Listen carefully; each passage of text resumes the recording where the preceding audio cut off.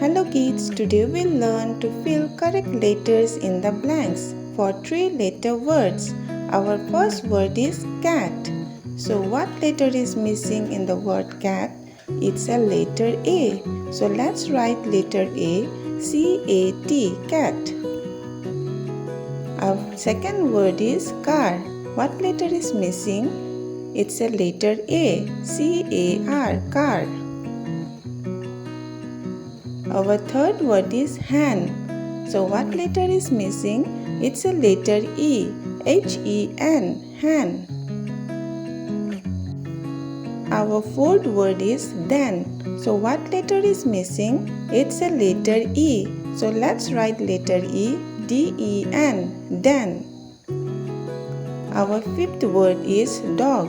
So what letter is missing? It's a letter O, D-O-G, dog.